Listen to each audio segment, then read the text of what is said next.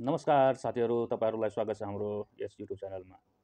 के तपाईँ चाहिँ टिकटकमा चलाउनुभएको छ अथवा चाहिँ टिकटक पहिलादेखि चलाउनुहुन्छ, भिडियो अपलोड गर्नुहुन्छ र भिडियोमा चाहिँ भ्युज आइराखेको छैन भने यी समस्याहरूले तपाईँहरू ग्रसित हुनुहुन्छ भने आज तपाईँहरूको समाधान लिएर म आएको छु। र जुन कुरा म भन्छु त्यो तपाईँहरूलाई सायद अरूले चाहिँ भन्दैन, किनकि जुन कुरा मैले अनुभव गरेँ ती कुराहरू तपाईँहरूसँग चाहिँ सेयर गर्छु आज।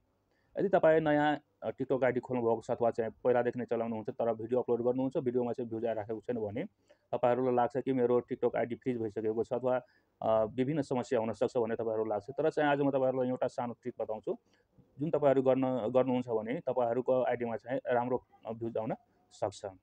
अब त्यसमा गर्नु के पर्छ भन्दाखेरि तपाईँहरू चाहिँ भिडियो कति बजे अपलोड गर्नुहुन्छ।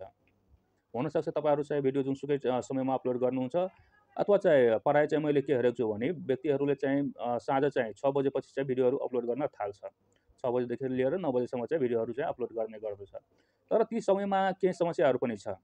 अब जस्तै ती समयमा टिकटक चाहिँ धेरै नै इङ्गेज भएको हुन्छ। त्यो समयमा चाहिँ टिकटकले भिडियोलाई जति रिच दिनुपर्ने हो त्यति चाहिँ रिच दिइराखेको हुँदैन। यदि कन्टेन्ट राम्रो छ भने त्यसलाई त टिकटकले रिच दिन्छ, तर त्यसलाई पनि त्यति राम्रोसँग रिच दिँदैन। र तपाईँको चाहिँ यदि नयाँ आइडी छ भने त्यस्तो भिडियोहरूमा चाहिँ रिच पटक्कै दिँदैन, त्यसमा चाहिँ भ्युज आइराखेको हुँदैन। तर चाहिँ यदि तपाईँ 6 देखि 9 बजे चाहिँ अपलोड नगरेर एकचोटि तपाईँ के गर्नुहोस्, राति 11 बजे चाहिँ अपलोड गर्नुहोस्।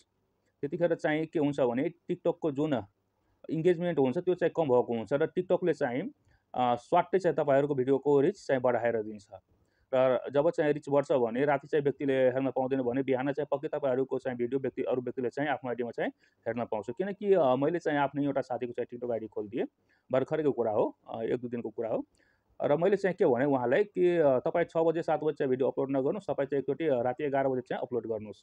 अब चाहिँ उहाँले चाहिँ जब अपलोड गर्नुभयो भने उहाँले चाहिँ भन्नुभयो मलाई कि मेरो आइडीमा चाहिँ राम्रो भ्युज आएको छ, जुन चाहिँ नयाँ आइडीमा चाहिँ कमै सम्भावना हुन्छ। त मैले भने एउटा चाहिँ भिडियो तपाईँ 7 बजे चाहिँ अपलोड गर्नुहोस्। त उहाँले चाहिँ 7 बजे पनि अपलोड गर्नुभयो, त्यसमा चाहिँ भ्युज आएन, 100-150 भ्युज आयो। र फेरि पुनः मैले चाहिँ भने कि 11 बजे नै तपाईँ चाहिँ अपलोड गर्नुहोला, त्यसमा चाहिँ फेरि चाहिँ पुनः राम्रो चाहिँ भ्युज आएको छ। यसरी चाहिँ मैले चाहिँ हेर्दाखेरि जुन साँझको समय हुन्छ त्यसमा चाहिँ टिकटक चाहिँ धेरै नै इङ्गेज हुन्छ, भिडियोहरूलाई जति रिच दिनुपर्ने त्यति चाहिँ दिन सकिराखेको हुँदैन। तर जब चाहिँ टिकटक चाहिँ अलिक फ्री हुन्छ त्यसपछि चाहिँ जब भिडियो अपलोड गर्नुहुन्छ भने ती भिडियोहरूमा चाहिँ रिच राम्रो दिने गर्दछ। र तपाईँहरू चाहिँ एकचोटि चाहिँ राति 11 बजे चाहिँ भिडियो अपलोड गरेर चाहिँ हेर्नुहोला कस्तो हुँदो रहेछ।